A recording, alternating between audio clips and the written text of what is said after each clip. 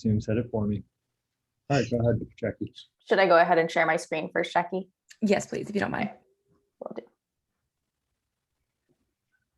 Bear with me for 1 second, everyone. Thanks for your patience. Okay, can everyone see this? Okay, great. So hello, everyone. We're so excited to have you for our community benefits webinar. We are the University of Maryland Environmental Law Clinic. Michelle, you can go to the next slide. So essentially, the clinic is at the University of Maryland, and we provide legal support, advice, and representation to a variety of nonprofit organizations and community groups on environmental matters. In this context, Kate had approached us with CFET earlier this year to ask if we could do some research on community benefit agreements. And our research has led to why we're here today, which is to provide general education on what community benefits are and how they can be achieved. So I'm going to lay out a quick agenda and purpose for the meeting. So as just mentioned, the purpose is to provide legal education on how communities and community members in general can obtain benefits from development projects that may affect them.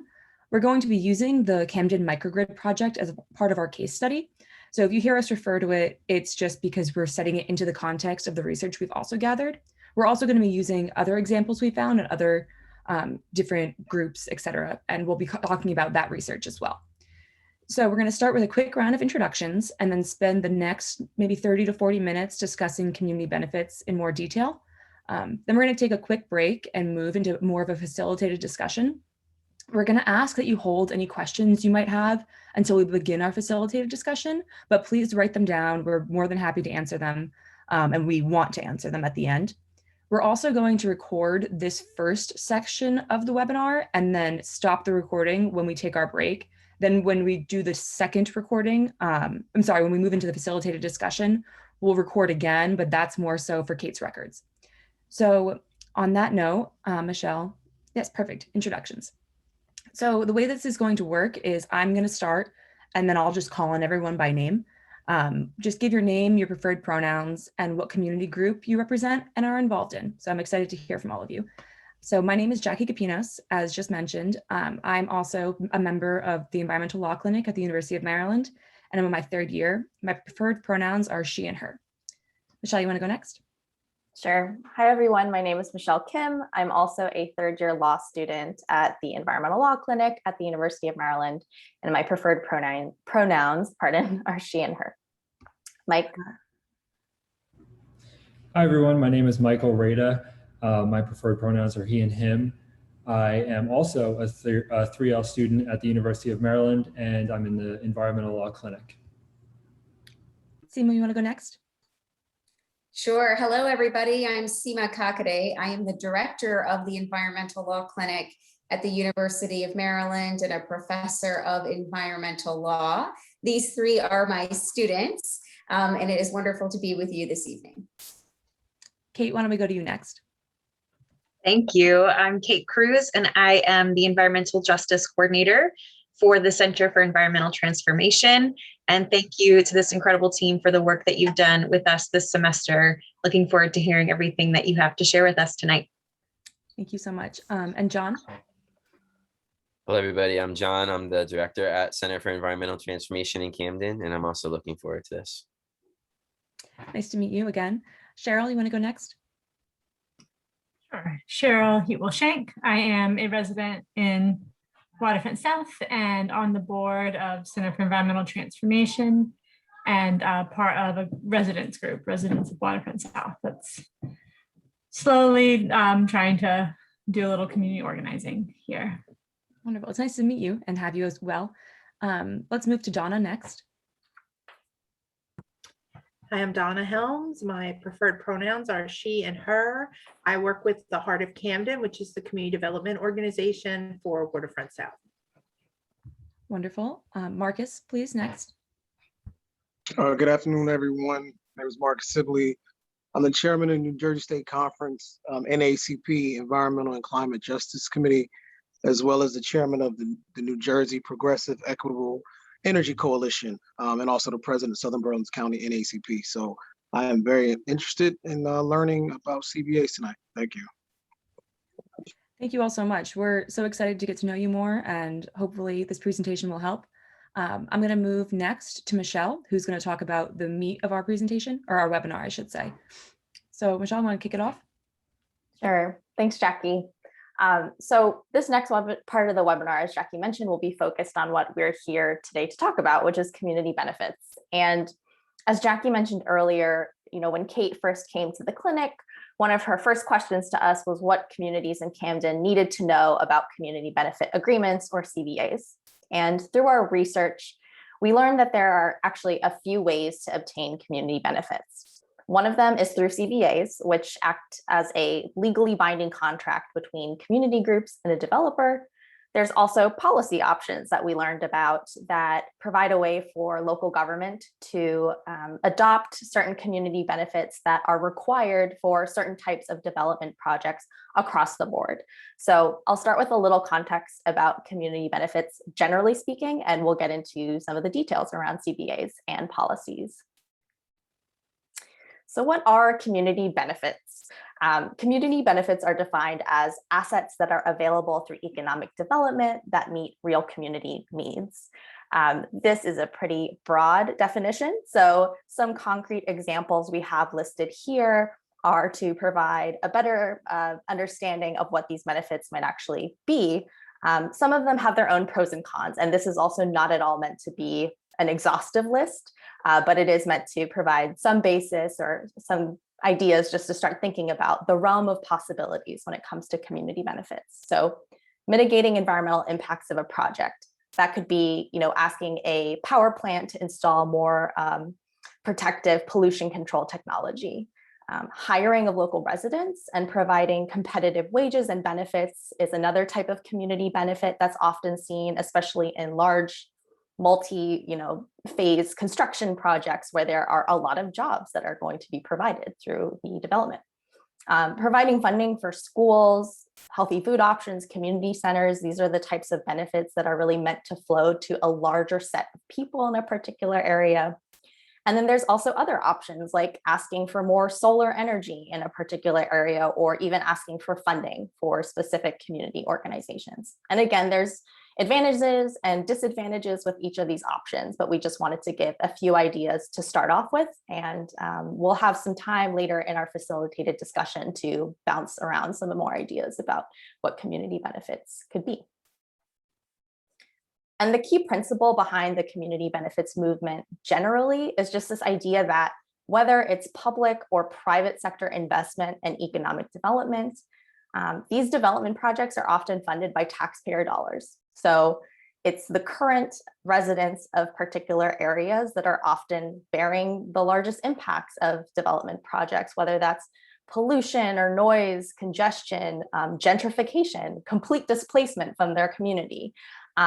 And if they're the ones paying for these projects, the idea behind community benefits is they, as the affected residents, should receive benefits as well, and in an equitable manner.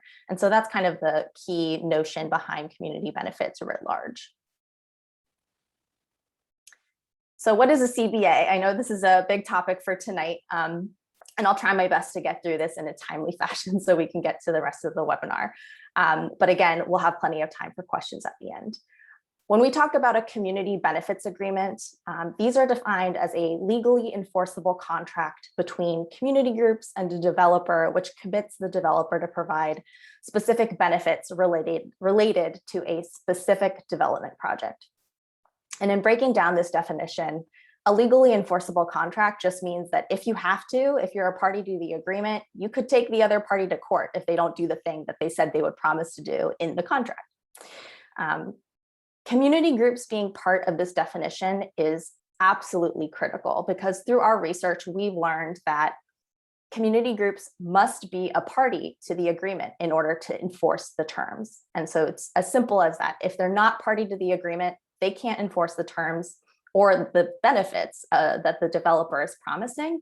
And if they're not a party to the agreement and they can't enforce it, lax enforcement becomes a pretty significant issue.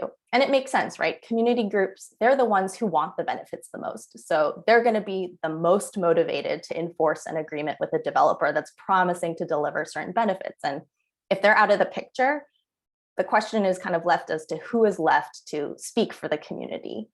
And so that's why we include it in our definition. This is a position held by quite a few experts that we are relying on in preparing this presentation or this webinar, in kind of honing in on the fact that community groups are essential to being part of the agreement itself.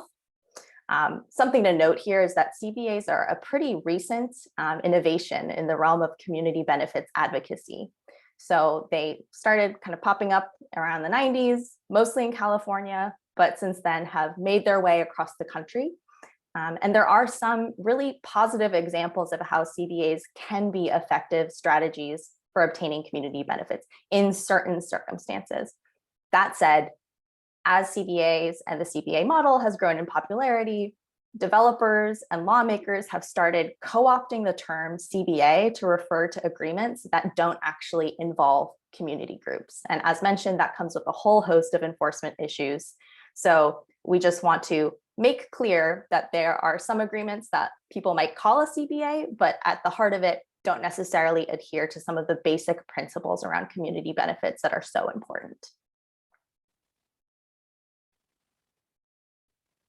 And I just talked about it a little bit, so we're going to talk about it more, but enforceability is a pretty big issue when it comes to CBAs.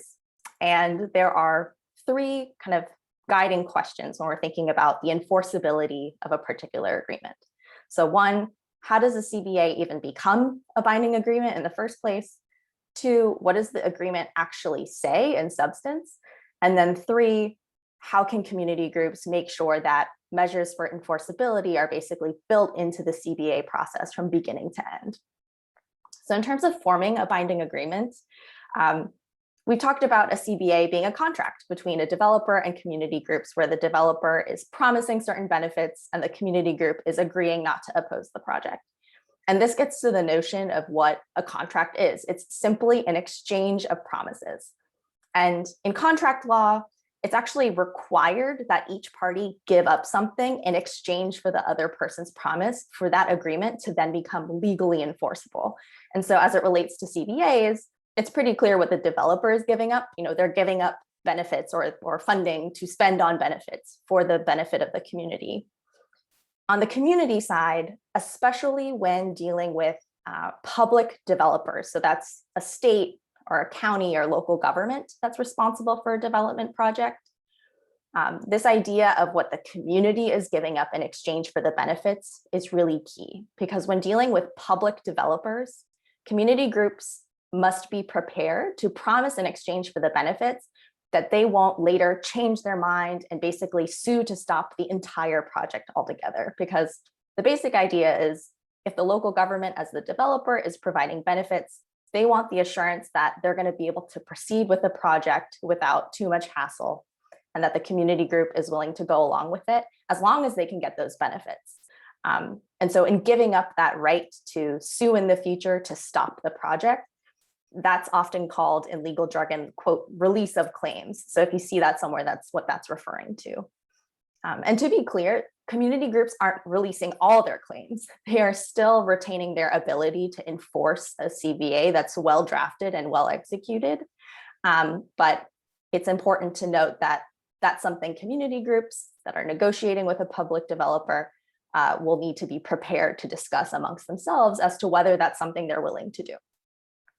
In terms of what the agreement itself actually says, the first thing to note here is that CBAs are very flexible tools and should be tailored, closely tailored to the specific needs of a particular community and a particular project. So there's not one particular example of a CBA out there that's the shining gold standard for every single CBA that should ever be executed. But there are kind of specific types of provisions that will be helpful in crafting a strong agreement. The bottom line is kind of, are the terms specific and concrete enough that when you read the agreement, you know exactly what kind of benefits the community is getting, and you know when, and you know how, and the specifics are all laid out there. If the agreement is mostly vague or aspirational language, like the developer hopes to do or intends to do things as opposed to the developer shall or will, those are not the types of agreements that communities should sign, because if it's so vague, there might not even be anything for the community to enforce, even if they are a signing party. So In that vein, there are some types of provisions to watch out for, in addition to precise benefits. So again, just knowing exactly what the community is going to get from reading the agreement. Other things are, time frame. When is this agreement going to end? When are the benefits going to be delivered? Is there going to be monitoring? Is the developer responsible for reporting on their progress, or is there an independent monitor who's going to be brought on board? Things like that. I won't get too much into the details now, but there will be a resource slide at the end of this webinar with some links, including one to a website maintained by an expert in the field named Julian Gross, who has negotiated numerous CBAs in his experience. And so you can actually look at the text of these agreements just to familiarize yourself with what these agreements look like and how detailed they should be. The third point, as to just making sure that the agreement is a good one, gets down to the importance of having a lawyer throughout the CBA process.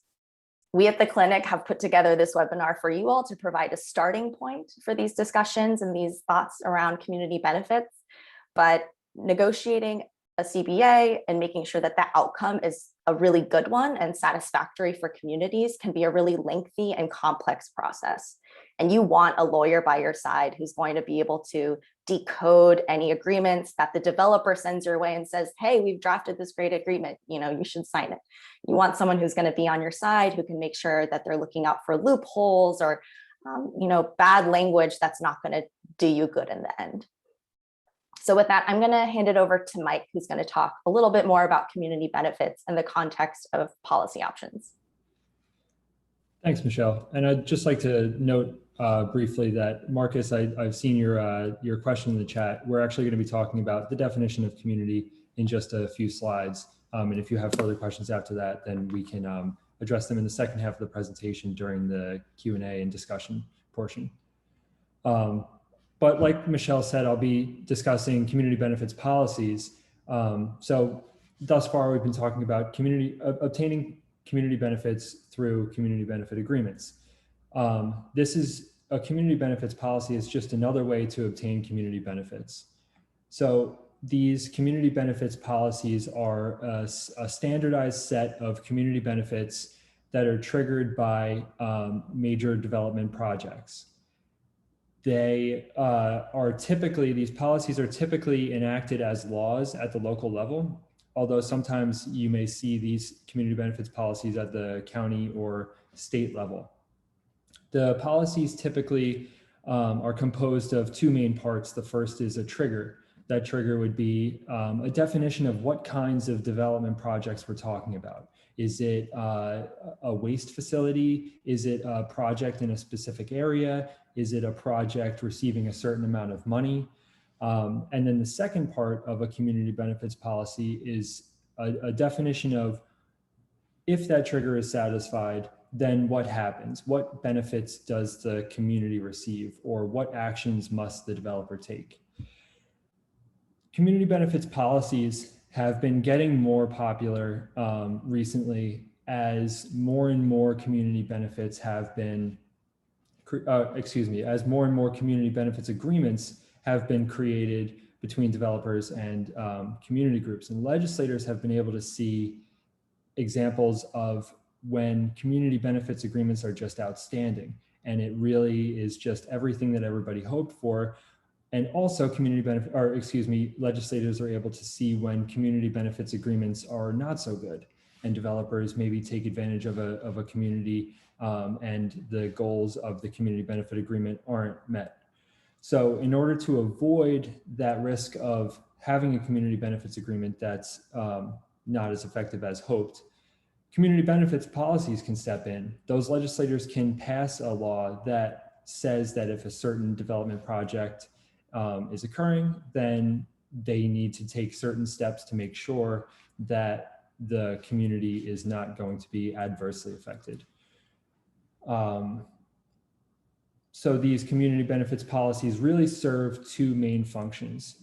They will either provide the benefits up front. So it might say if a major development project is occurring, then that developer needs to provide the affected community with local hiring policies or affordable housing or mitigation efforts for environmental impacts. On the other hand, the community benefits policy can be used to start the process towards a strong community benefits agreement. The policy can mandate that the developer identify the affected communities, identify those community leaders, and begin discussions about what the impacts of the development project will be and how the developer can work to mitigate those impacts. So with that, I'll use these two examples to show how these community benefits policies look and work. So we have Connecticut, which was a community benefits policy passed into law in 2008 at the state level. And then we also have a New Jersey community benefits policy also at the state level, although the New Jersey policy was proposed in 2018 and 2020 and did not pass either time. But I'll start with the Connecticut policy. So the trigger with this policy is any new or expanding affecting facility located in an environmental justice community. So affecting facility has a specific definition in the Connecticut law, and it's essentially highly polluting facilities such as energy production plants, waste disposal facilities, and things of that nature. So if that trigger is met, then those developers must prepare a public participation plan and consult with elected officials to determine whether or not a community benefits agreement is necessary. So this is an example of one of those community benefits policies that's really focused on promoting and doing everything possible to make strong community benefits agreements. So now let's look at the New Jersey policy. The trigger here was any project that receives a economic development subsidy of $100,000 or more. Michelle mentioned earlier the idea behind this sort of trigger, which is similar to the idea behind a community benefits agreement, which is that if taxpayers are paying for a project, then those same individuals shouldn't be harmed by that development project. So this New Jersey policy that was proposed but didn't pass would have allowed towns, cities, and counties to pass laws that could require community benefits agreements for certain projects. The New Jersey policy also listed certain benefits that if those towns, cities, or counties passed these laws, were specific benefits that those developers must consider for those community benefits agreements. So comparing these two policies shows that they can take many different forms. And there's no telling just by looking at these two examples on the screen, which one's better or worse. It really depends on what the needs are for the affected community and how best the legislature can craft a community benefits policy to address those needs. So with that, I'll pass it off to Jackie, who will be talking about communities. Thank you, Mike. So as we just heard from both Mike and Michelle, also excellent job with both of you guys. They've been talking a lot about the community, including those interested in benefits, those talking with the state legislature, or those signing a CBA. So this section right now is going to focus primarily on how best to define the community within the context of a CBA, which then can be applied to policy options based on the community that's formed in the future. So most CBAs have included a coalition of separate community groups. And based on our research, we've seen that that's formulated through one method, which is hosting meetings that include a number of different community groups or members in general in order to gauge what benefits are most attractive to the community. So that's through public notice, just reaching out to different groups in general, but it's giving everyone a chance to come together and voice which benefits would be, for lack of a better word, most beneficial to that group in general. So broad-based coalitions have distinct benefits over limited coalitions. Broad-based coalitions just include a wider range of groups, including, it could be anything. It could be any nonprofit group, it could be church groups, it could be individual community members. And we found that there are distinct benefits. So the first benefit is that they allow the community to pool resources. So for example, the Stand Up Nashville Coalition in Nashville, Tennessee came together with other community groups. They were comprised of multiple groups and each brought their own particular power to the table. So one group was particularly versed in research, one other group had legal knowledge. There was other groups that could reach a wider range of those in Nashville, and there was groups that had wider political power. So all of these different groups come together to then also help the community build leverage. So they can, for example, they can combine with political leaders in order to have those political leaders notify the community at large about the benefits of the CBA in general, have the different coalitions combine with them to speak out and to gauge other affected community members. A third benefit of a broad-based coalition is that it helps the communities achieve benefits that serve a greater range of community needs. So on that same example with SUN, they were able to identify a broader range of issues that impacted the community as they were able to gauge all the different interests of the affected parties within the community. So by pooling all of these different interested groups, they were able to come together and determine exactly what benefits would be the best and greater serve the needs of the community at large. Another example we found was a CBA in New York City, Brooklyn particularly, which was the Atlantic Yard CBA. In this CBA, there was a disagreement about whether or not the developer handpicked certain groups to negotiate with. Based on what we've read, certain groups have felt excluded, and that ultimately divided the community. So this demonstrates the importance of gauging community interests and particularly working together in order to determine what would be best for those particular community members when ultimately determining what actually community means. So in closing, one of the first things for any community advocate to think about is who is in that community and which particular members are within that community. So next we're going to move to our facilitated discussion. What we're going to do is take a quick 5-minute stretch break. Just get up, get a glass of water, whatever you might need. And then we're going to come back, let's say about 6:36-ish, 6:35-ish, or no, I apologize. That was totally not the right math. I'm so sorry. 6:40-ish, let's do that. And what we'll do then is we'll stop this recording and we'll start a new recording and go into our facilitated discussion.